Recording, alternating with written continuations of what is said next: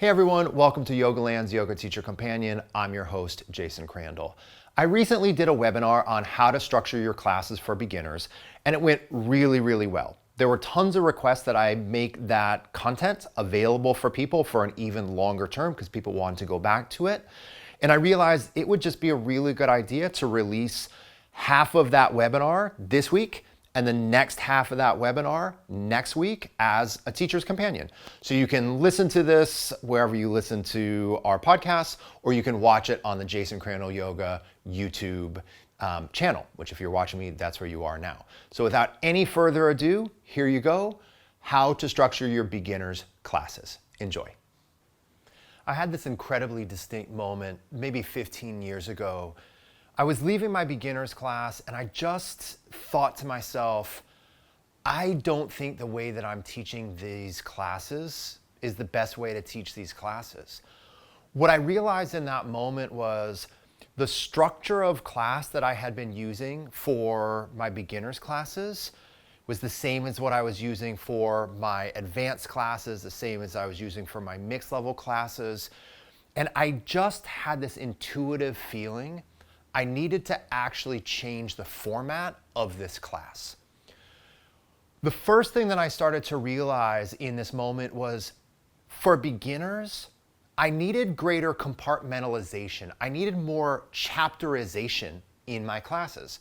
Just like in the books that we read, there are chapters. There's not just one long run-on story. I had this realization that I can segment classes into what I now think of as different phases. And in doing so, in each one of these phases, I could focus on something a little bit different. I think the intuitive realization that I had in this moment was for beginners, I was trying to do too much. I was trying to make every aspect of class seamlessly flow together. And in trying to do too much, I was essentially making class, I think, feel a little bit muddled.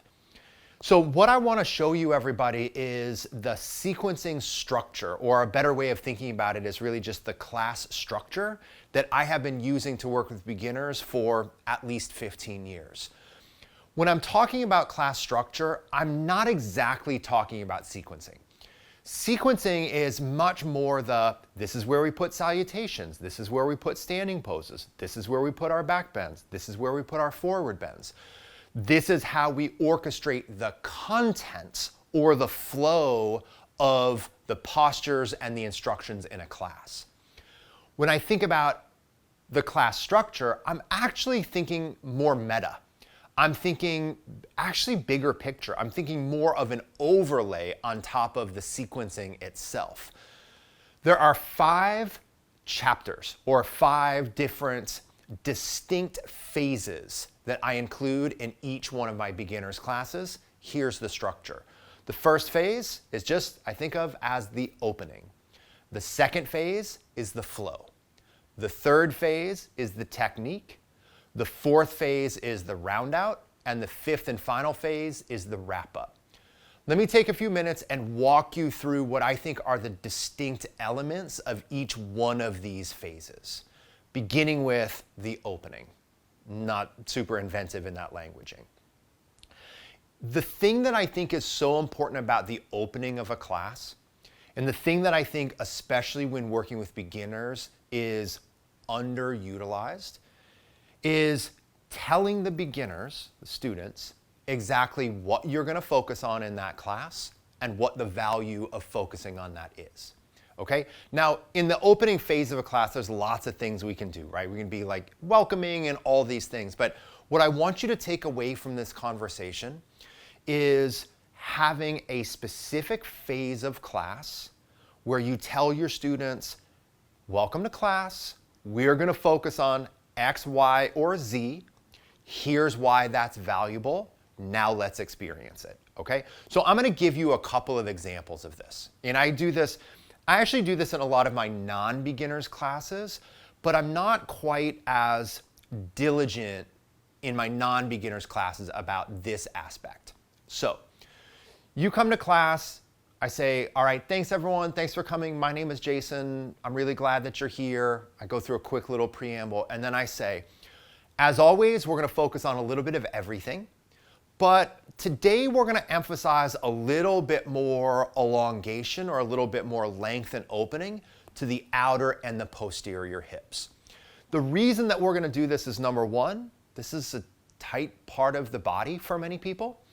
Number two, when this part of the body is tight, it's difficult to be comfortable in your body. And number three, by creating more range of motion in the outer hips over time, you're gonna have a broader postural practice that you're gonna have access to. So I always lay it out there for them. One of the things that I think that I do much better now, and I wanna encourage you to do, is connect the dots. Connect the dots for your students. Just remember, when you're a new student, you don't have enough experience to really know what you're even trying to know. And it's easier to learn something if you understand what it is that you're trying to learn and why that thing is valuable, okay? So you don't have to give a master's thesis on the, on the musculature of the outer hip, but framing this is going to add value and context for your new students. Now, the next part of the opening phase of class is I always immediately do a pose or two, not too many, just a pose or two, where they feel the thing that I just said that we're gonna work with, okay? And what I think about this, everybody, is I really feel like this is like the trailer to the film, right? I don't just say, hey, this is a scary movie. I show you a little bit of a scary movie. Or I don't just say, this is a historical drama. Like, you get to see a little bit of the historical drama. So for example, if we're gonna focus, hey everybody, we're gonna emphasize a little bit more movement of the shoulder blades in class today. When the shoulders go up, the scapula lifts and rotates. And when the arms and shoulders come down, those shoulder blades draw towards each other. We're gonna do a nice balance practice, but those are gonna be our focal points. That's another example. Then, right away, we do a thing or two where they feel that thing, right? So we articulate what we're gonna emphasize, and then the value of emphasizing that thing, and then we do a pose or two where they just get a preliminary feel or taste of that region. Second phase of class, the flow. Now, this is gonna depend on the style of teacher that you are, the kind of class that you're gonna teach. But in my classes, including my beginners classes, I always like to have some amount of movement and breath coordination. And one of the things that I painstakingly learned, one of the things that took me way too long to learn, was that especially when you're working with beginners, you should really have these distinct phases of class where you're focusing more on breath and movement and less on the technical nuances of postures. And then other phases where you're not really worried about breath and movement. You're not giving a dozen breath cues. You're not trying to have the student do too much in one short period of time. Instead, have a phase of class where you are distinctly focusing on developing their technique. So this second phase of class, everybody, I just call the flow. And I literally will just tell people, okay, so what we're gonna do for the next 10 minutes or so, and pardon me everyone, I'm not gonna give like a bunch of timing parameters for each one of these phases of class, because the timing parameters are really subjective to, of course, the duration of the class you're teaching, but also your personality and your style and what those students are used to. You might have longer increments that focus on technique. You might have longer increments that focus on flow. But this second phase, I'm just throwing a number out, about 10 minutes. I'm gonna tell people, listen, there's a lot of technique that I'm gonna help you learn over time.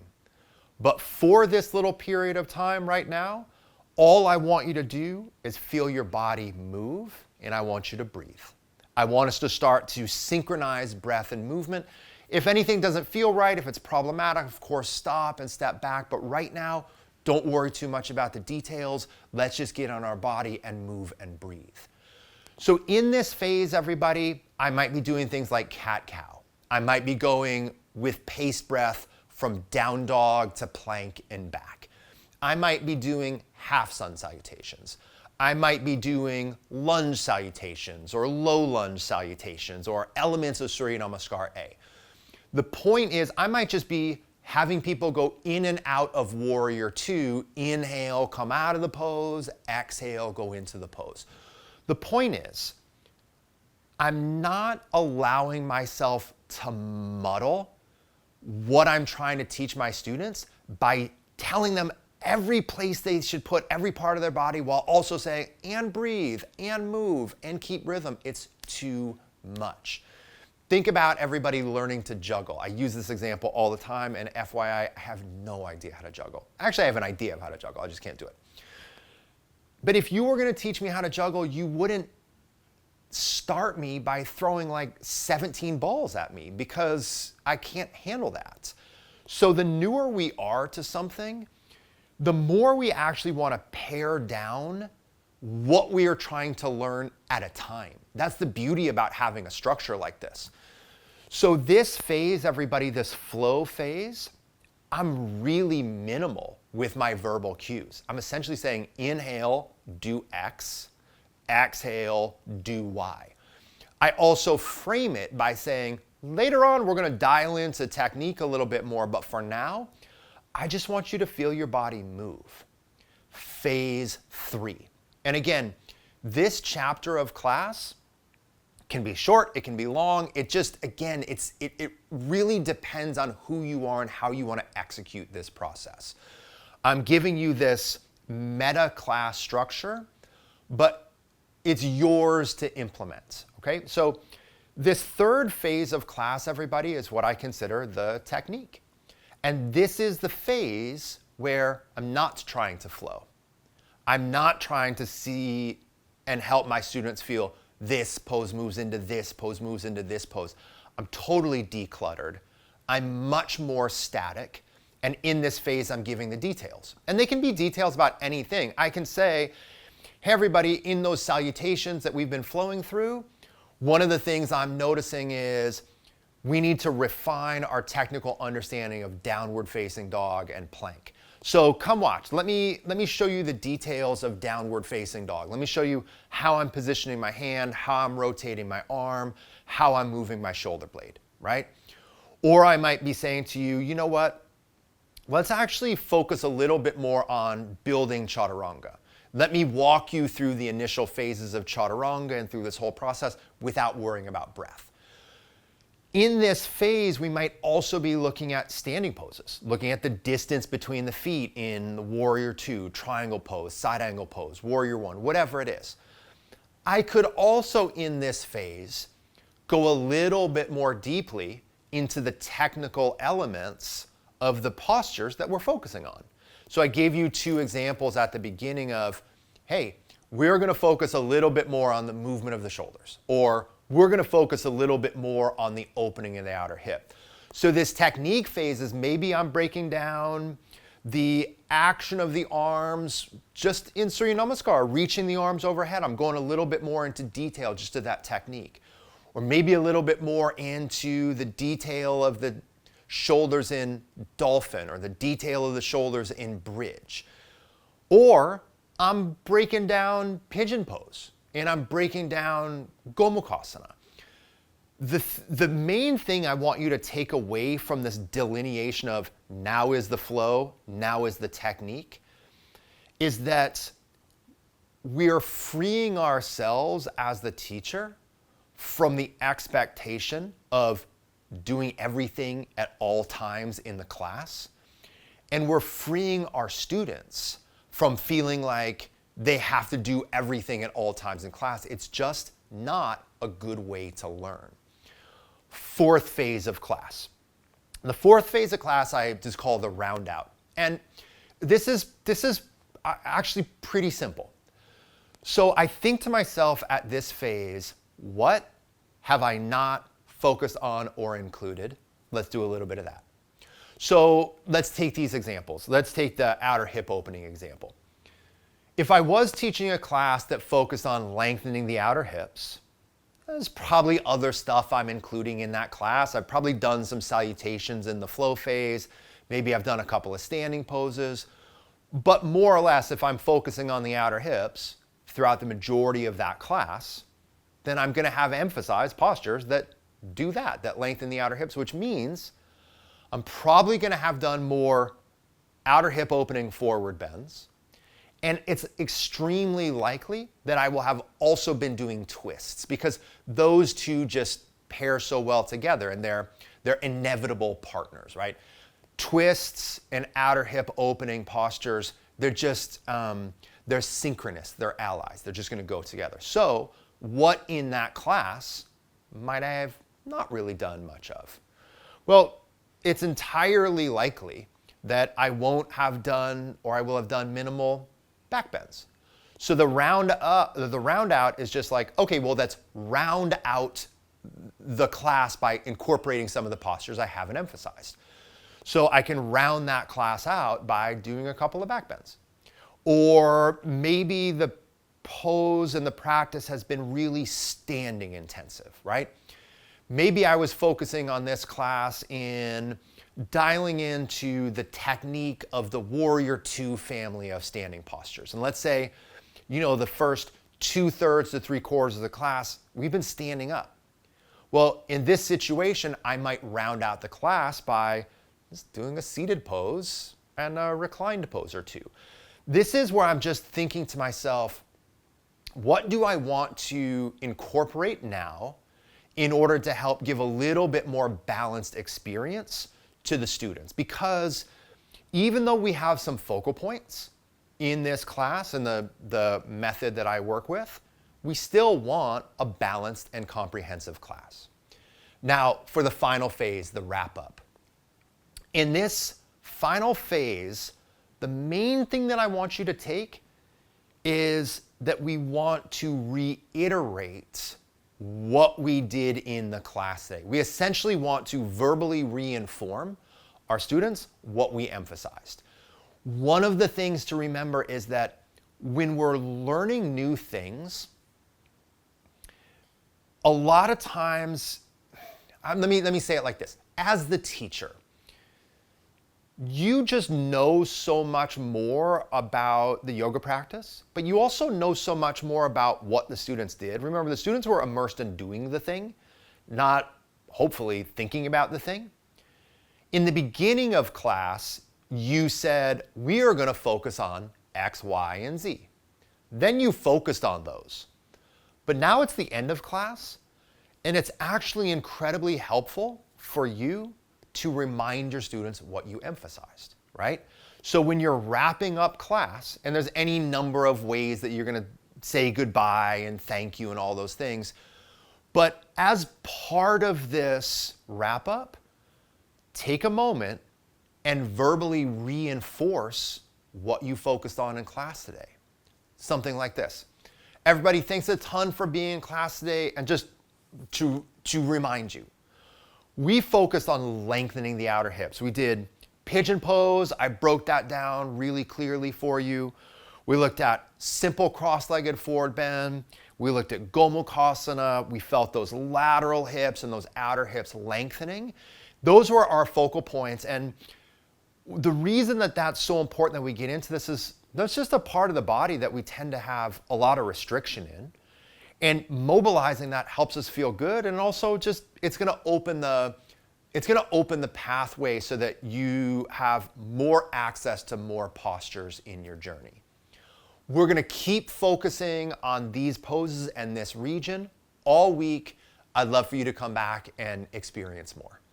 So what we're doing in that, everybody, is we're helping the student's mind identify, oh yes, I learned some stuff today.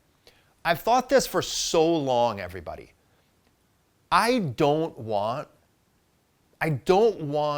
my students to come to my classes and not have certain takeaways. Like, I want my students to come, I want them to feel good, I want them to learn, but I also want my students to understand that they're developing a body of knowledge, that in doing so, they are refining a skill set. And it's a really important skill set to work on and to develop, okay? And so just briefly verbally reminding them what we've been doing and why we've been doing it is incredibly valuable. Finally, tease in there that you're gonna keep working on this stuff and that you'd love to see them in class later this week. When you teach, especially with beginners, if you just have that structure, right? Now I'm letting people know what we're gonna do, now we touch into it. Now we're just having a chapter where we're moving and breathing. Now we're having a chapter where we're just not worried about movement and breath. We're decoupling poses. We're not stringing everything together. We're going into specific details. We're learning techniques. Then a phase of class where you ask yourself, what haven't I done? Let me do a thing or two to round it out. And then finally, re-articulating what you did and why you did it, and we're gonna keep doing it. I'd love to have you present. This way is gonna help you always know where you are in class. It's gonna give you a little bit more structure, but even more importantly, it's going to give your students that greater compartmentalization and that intellectual infrastructure that's gonna help them learn much more efficiently and much more quickly. For those of you that want to go much deeper into the art of teaching beginners, I would love to have you join my course on the topic. It has over 18 hours of specific, deep content for working with beginners. Everything from my curriculum that I teach beginners, how I modify really every posture and posture group for beginners, and even a 4-week beginners course that you can learn and you can teach your students. So if you're interested in that, check it out. I'll put it in the links below. Otherwise, hopefully this content from today was really helpful for you, and I look forward to sharing you even more of this original webinar next week. Thanks everyone. Enjoy your practice in your classes.